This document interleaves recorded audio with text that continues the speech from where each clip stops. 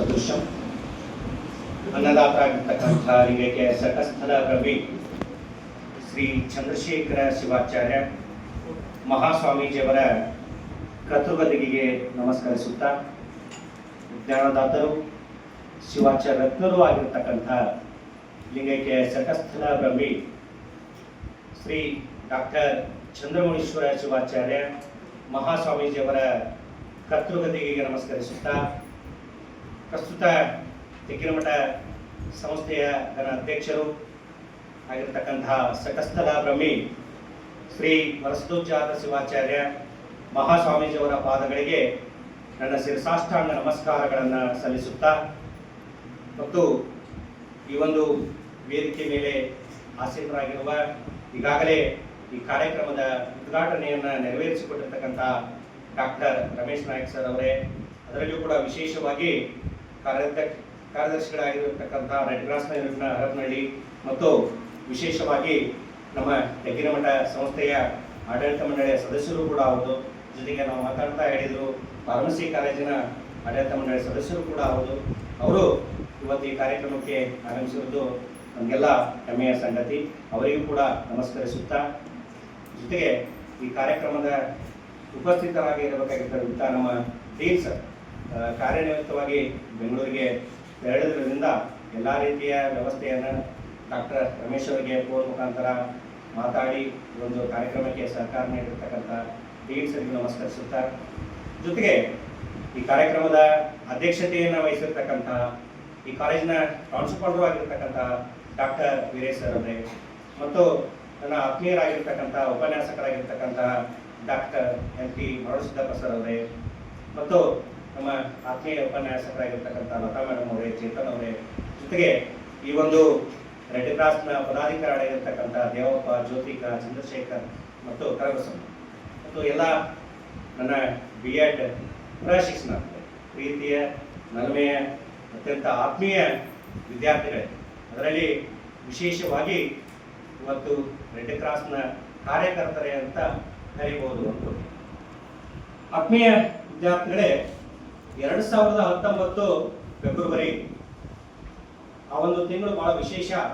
ಕಾರಣ ಏನು ಅಂದರೆ, ಇಡೀ ಜಗತ್ತು ಭಾರತವನ್ನ ವಿಶೇಷವಾಗಿ ನೋಡಿರ್ತಕ್ಕಂಥ ಯಾವ ಕಾರಣಕ್ಕಾಗಿ ಅಂದರೆ, ಪಾಕಿಸ್ತಾನದ ಏನು ದುಷ್ಕೃತ್ಯ ಇತ್ತು ಅದನ್ನು ಸೈಡನ್ನು ತೀರಿಸಿಕೊಳ್ಳಲಿಕ್ಕೆ ಭಾರತದವರು ಏನು ದಿಟ್ಟ ನಿರ್ಧಾರ ತಗೊಂಡ್ರು. ಅದರಲ್ಲಿರ್ತಕ್ಕಂಥ ವಿಂಗ್ ಕಮಾಂಡರ್ ಅಭಿನಂದನ್ ಹೆಸರು ಕೇಳಿರ್ತೀರಿ. ಅಭಿನಂದನ್ ಪಾಕಿಸ್ತಾನದ ನೆಲದಲ್ಲಿ ಸಿಕ್ಕಾಕೊಂಡು ತಾಂತ್ರಿಕ ದೋಷ ಕಂಡು ಪಾಕಿಸ್ತಾನದಲ್ಲಿ ಸಿಕ್ಕಾಕೊಂಡಿದ್ರು. ಅಂತಹ ಸಂದರ್ಭದಲ್ಲಿ ದಿಟ್ಟ ನಿರ್ಧಾರ ತೆಗೆದುಕೊಳ್ಳುವ ಹೆಮ್ಮೆಯ ಪ್ರಧಾನಿ ನಮ್ಮ ನರೇಂದ್ರ ಮೋದಿಯವರು.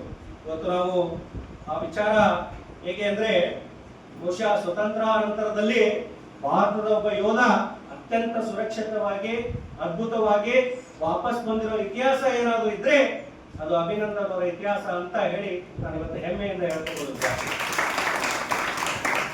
ಆತ್ಮೀಯ ವಿದ್ಯಾರ್ಥಿಗಳೇ, ಇವತ್ತು ರೆಡ್ ಕ್ರಾಸ್ ದಿನಾಚರಣೆ, ಇಲ್ಲಿ ಅಭಿನಂದನ್ ವಿಚಾರ ಏನು ಅಂತ ಪ್ರಶ್ನೆ ಬಂದಿರಬಹುದು. ಅಲ್ಲೊಂದು ಅತ್ಯಂತ ಬಹಳ ರಿಲೇಷನ್ ಇದೆ. ಯಾವ ಸಂಬಂಧ ಅಂದ್ರೆ, ನೀವೆಲ್ಲ ಕೇಳಿರ್ತೀರಿ ಜೆನೆವಾ ಕನ್ವೆನ್ಷನ್ ಆಕ್ಟ್ ಅಂತ ಹೇಳಿ 1949. ಈ ಜೆನೆವಾ ಕನ್ವೆನ್ಷನ್ ಆಕ್ಟ್ ಅನ್ನ ಜಾರಿಗೊಳಿಸಲು ಯಾರು ಅಂದ್ರೆ ರೆಡ್ ಕ್ರಾಸ್ ನ ಸಮಿತಿ, ಅಂತಾರಾಷ್ಟ್ರೀಯ ರೆಡ್ ಕ್ರಾಸ್ ನ ಸಮಿತಿ. ಅಲ್ಲಿ ಏನು ಈ ಅಭಿನಂದನಿಗೂ ಅದಕ್ಕೇನು ಸಂಬಂಧ ಅಂದ್ರೆ, 196 ರಾಷ್ಟ್ರಗಳು ಅದಕ್ಕೆ ಸಿಗ್ನೇಚರ್ ಮಾಡಿರ್ತಕ್ಕಂಥದ್ದು. ಏನು ಅಂದ್ರೆ ವಾರ್ ಪ್ರಿಸನರ್ ಅಂತ ಕರಿತೀವಿ, ಯುದ್ಧ ಕೈದಿಯನ್ನ ಯಾವುದೇ ಕಾರಣಕ್ಕೂ ಕೂಡ ತೊಂದರೆ ಕೊಡಬಾರದು ಮತ್ತು ಮರಳಿ ವಾಪಸ್ ದೇಶಕ್ಕೆ ಕಳಿಸಿಕೊಡ್ಬೇಕು ಅಂತೇಳಿ ಅದರಲ್ಲಿ ಕಾನೂನು ಇರ್ತಕ್ಕಂಥದ್ದು. ಇದನ್ನು ಮಾಡಿದವರು ಯಾರು ಅಂದ್ರೆ Geneva convention act 1949. Red cross ನ ನಿಯಮಗಳಿಂದ ಭಾರತಕ್ಕೆ ಪ್ರಾಮುಖ್ಯ ಸಿಕ್ತು. ಭಾರತದ ಯುದ್ಧ ಕೈದಿ ರಿಲೀಸ್ ಆದ್ರು. ಅವತ್ತು ಪಾಕಿಸ್ತಾನದ ಪ್ರಧಾನಿ ಇಮ್ರಾನ್ ಖಾನ್ ಹೇಳ್ತಾರೆ, ಪೀಸ್ ಆಫ್ ಗೆಸ್ಚರ್, ಶಾಂತಿಯ ಸಂಕೇತವಾಗಿ ಇವತ್ತು ಅಭಿನಂದನ ಬಿಡುಗಡೆ ಆಗ್ತಾ ಇದೆ ಅಂತ ಹೇಳಿ. ಭಾರತದ ವಾಯುಪಡೆ ಹೇಳುತ್ತೆ ಇದು ಶಾಂತಿ, ಸೌಹಾರ್ದತೆಯ ಮತ್ತು ಜೆನೆವಾ ಒಪ್ಪಂದದ ಒಂದು ಪ್ರಮುಖವಾದ ಮಾಹಿತಿ. ಅದರಿಂದ ಭಾರತಕ್ಕೆ ಅನುಕೂಲ ಆಯಿತು ಅಂತ ಹೇಳಿ ಇದು ರೆಡ್ ಕ್ರಾಸ್ ಹೆಗ್ಗಳಿಕೆ. ಬಹುಶಃ ರೆಡ್ ಕ್ರಾಸ್ ಹೇಗೆ ಹುಟ್ಟು ಅಂದ್ರೆ, ಇವತ್ತೇನು ಅಂತಾರಾಷ್ಟ್ರೀಯ ರೆಡ್ ಕ್ರಾಸ್ ದಿನಾಚರಣೆ ಮಾಡ್ತಿದ್ದೀವಿ, ಜೀನ್ ಹೆನ್ರಿ ಡೋನಟ್ ಅಂತ ಹೇಳಿ ಅವ್ರ ಹೆಸರು. ಅವರೊಬ್ರು ಬಿಸ್ನೆಸ್ ಮ್ಯಾನ್, ವ್ಯಾಪಾರಿ. ಅವತ್ತು 1862 ಇಸ್ವಿ ಹೆಚ್ಚು ಕಮ್ಮಿ ಹಾಕೋದು ಇರಲಿ, ಅಲ್ಲಿ ಏನಂದ್ರೆ ಯುದ್ಧ, ಅದ್ಭುತವಾದ ಇಟಲಿ, ಫ್ರಾನ್ಸ್ ಮತ್ತು ಆಸ್ಟ್ರಿಯಾ ನಡುವೆ ನಡೀತಕ್ಕಂಥ ಯುದ್ಧ ಮುಗಿದು ಅಲ್ಲಿ ಸಾಕಷ್ಟು ಲಕ್ಷಾಂತರ ಜನರ ಮರಣ ಹೊಂದಿದ್ರು. ಅಂತ ಸಂದರ್ಭದಲ್ಲಿ ಹಂಗೆ ಹೋಗ್ತಾ ಇದ್ರು.